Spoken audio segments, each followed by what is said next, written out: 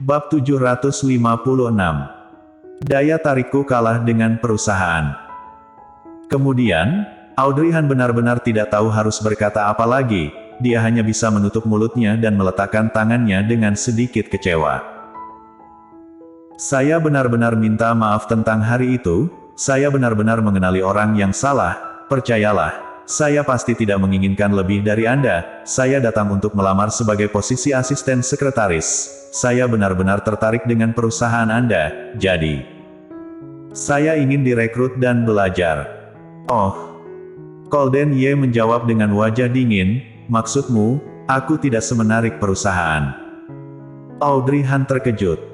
Tidak, saya tidak bermaksud begitu, saya hanya...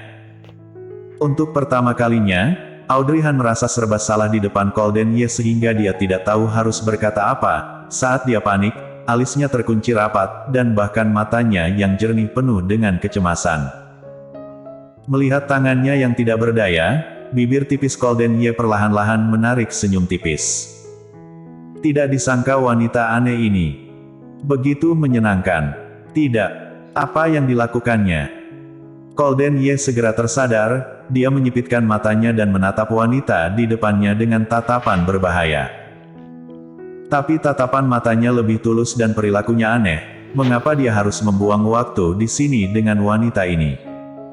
Ulurkan tanganmu. Audrey Han tampak bingung, untuk apa? Colden Ye berkata dengan tidak sabar, ulurkan saja tanganmu jika aku menyuruhnya, kenapa kamu suka sekali membantah? Tak berdaya, Audrey Han hanya bisa mengulurkan tangannya. Tong! Colden Ye melemparkan kunci ke telapak tangannya. Audrey Han tercengang melihat kunci yang ada di telapak tangannya. Dia mengenali bahwa itu adalah kunci yang dia bawa. Mengapa kunci ini bisa ada padanya? Apakah tadi dirinya menjatuhkannya? Namun, jika benar kuncinya hilang, bagaimana mungkin Colden Ye mengembalikannya ke dirinya secara langsung? Memikirkan hal ini, Audrey Han mengangkat kepalanya terkejut, matanya yang jernih penuh dengan keterkejutan. Anda menunggu saya di sini untuk mengembalikan kuncinya. Colden Ye menjawab, siapa bilang aku menunggumu di sini? Audrey Han menimpali, benarkah? Lalu mengapa Anda ada di sini ketika saya datang ke sini? Oh. Colden Ye mencibir dan mengejeknya, aku hanya ingin melihat, trik apa lagi yang kamu miliki. Sekarang tampaknya kamu tidak hanya licik, tetapi juga sangat percaya diri. Melihatnya mengatakan hal-hal seperti ini, mereka seolah kembali ke 5 tahun yang lalu.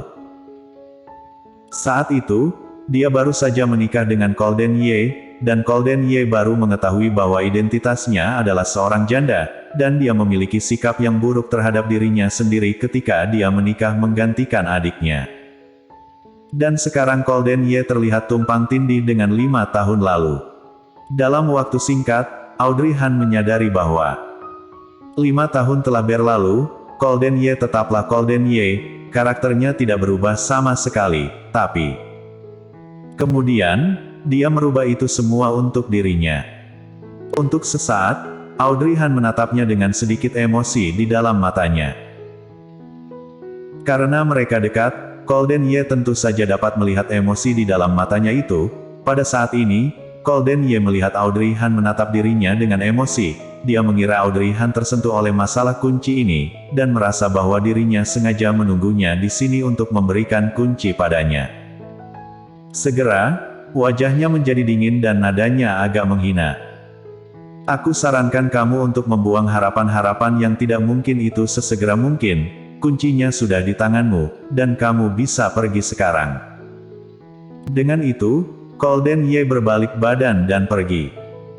Audrey Han berdiri di tempatnya, menatap kepergian punggungnya dan perlahan-lahan menundukkan kepalanya melihat kuncinya.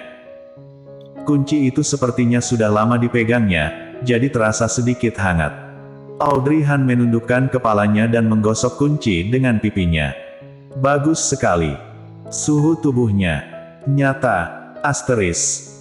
Tidak ada yang terkejut dengan berita kemunculan Colden Ye di kediaman Yuchi dan tidak kembali ke Tiongkok. Namun, berita bahwa Audrey Han tiba-tiba meminta cuti mengejutkan orang-orang di perusahaan. sejak dia menggantikan Golden Ye menjadi wakil CEO Yes Corp, dia sangat sibuk setiap hari. Hal-hal yang sempat tidak terurus di perusahaan, termasuk banyak kontrak yang dibatalkan karena kecelakaan Golden Ye, ditangani oleh lemburnya. Tidak ada satu hari pun ia datang, dia selalu tiba di perusahaan lebih awal. Tapi sekarang, dia tiba-tiba meminta cuti. Orang-orang terkejut dan menebak aksinya ini. Andri Han dan Siskasu melakukan pekerjaan rahasia mereka dengan baik. Mereka tidak memberitahu siapapun tentang Audrey Han yang pergi ke luar negeri. Mereka hanya mengatakan bahwa dia telah mengurus perusahaan selama lebih dari sebulan berturut-turut. Dan karena tidak ada kabar dari Golden Ye, jadi dia sangat kelelahan, tubuhnya tidak lagi mampu menopang dan butuh istirahat yang lama. Semua orang berpikir bahwa dia benar-benar telah memberikan banyak kontribusi kepada perusahaan selama beberapa waktu ini. Dengan ketiadaan Golden Ye, dia, seorang wanita, mengurus begitu banyak hal dan benar-benar membutuhkan banyak istirahat sekarang. Adapun tanggal kembali, itu belum dipastikan. Semua orang menghela nafas lagi. Namun, hanya satu orang yang tahu kebenarannya, yaitu Pak Chen, yang telah lama menjaga Audrey Han selama ini. Ketika dia memasuki perusahaan, Pak Chen selalu berdiri di sisinya dan mendukungnya. Kemudian, Pak Chen juga membantunya melalui banyak kesulitan, jadi Andri Han dan Siskasu langsung menemuinya dan memberitahu dia tentang hal itu. Mengetahui bahwa Golden Ye masih hidup, Pak Chen hampir menangis. Dia mengelus janggutnya dan berkata, "Aku tahu bocah itu memiliki umur yang panjang, dia dulu sering marah padaku, bagaimana dia bisa mati begitu saja?"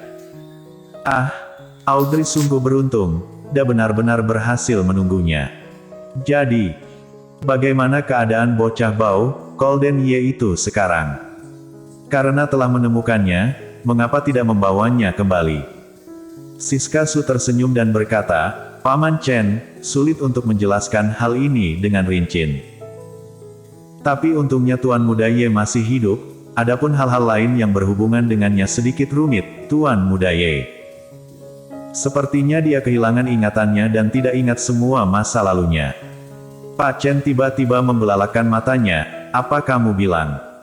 Bocah itu telah kehilangan ingatannya?"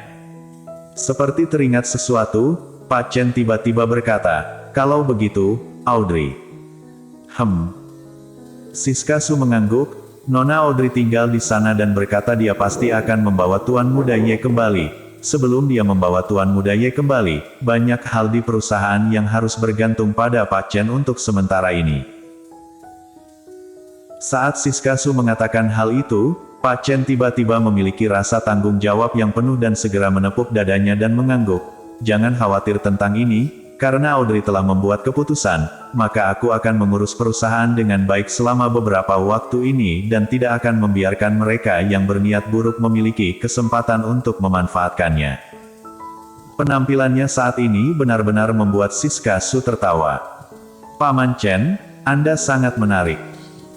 Andri Han juga menarik sudut bibirnya dan berkata dengan senyum tipis, "Tidak heran Audrey selalu memuji Paman Chen di depanku. Masalah kali ini, Audrey juga telah memberitahu kami sebelumnya untuk hanya memberitahu Paman Chen seorang." Begitu Pak Chen mendengar bahwa dia adalah satu-satunya orang yang tahu tentang Golden Ye, dia merasakan semakin sensitif dan tersentuh hingga hampir meneteskan air mata. "Jangan khawatir, saat Audrey kembali ke perusahaan, aku tidak akan pernah mengkhianati kepercayaannya." Ah, perasaan dipercaya setelah menjalani hidup selama ini benar-benar menyenangkan.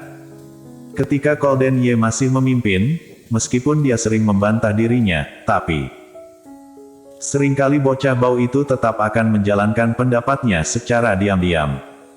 Sekarang, pasangan itu begitu mempercayai dirinya, hal itu benar-benar mengharukan. Oke. Bersambung.